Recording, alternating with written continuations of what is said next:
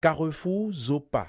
Difficile pour motocyclistes, automobilistes et autres usagers d'emprunter cette portion de voie entièrement dégradée sur 200 mètres environ. Et pour cause, la lenteur dans la réalisation de cette double voie qui dessert Zopa anciennement pavé, appelé pavé Kérékou. Edmond, pompiste et témoin des accidents, relate ici le calvaire des usagers du dit tronçon.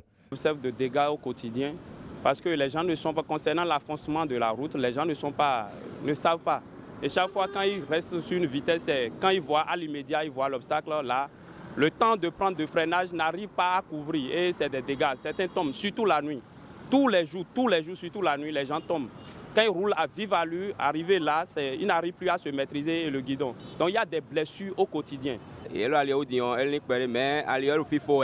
Ça fait un moment que les travaux de réalisation de cette infrastructure ont été entamés, mais ils sont loin d'être achevés.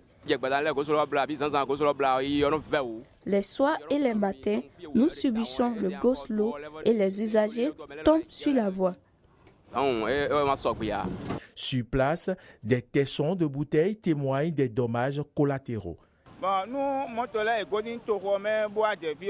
Les voitures ne savent pas souvent qu'il y a des trous à ce niveau de la voie et elles sont surprises et tombent dans les crevasses et les accidents s'enchaînent.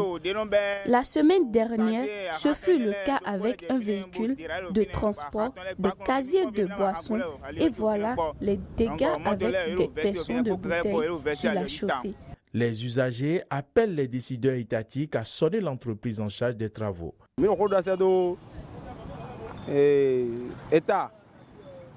s'adresse à l'État et à ceux qui sont chargés du chantier de régler le problème car la voie est une propriété de tous. Si les accidents se produisent, ce n'est pas bien car il faut être en vie pour élire le chef de l'État. Si nous mourons, on ne pourra pas l'élire. Au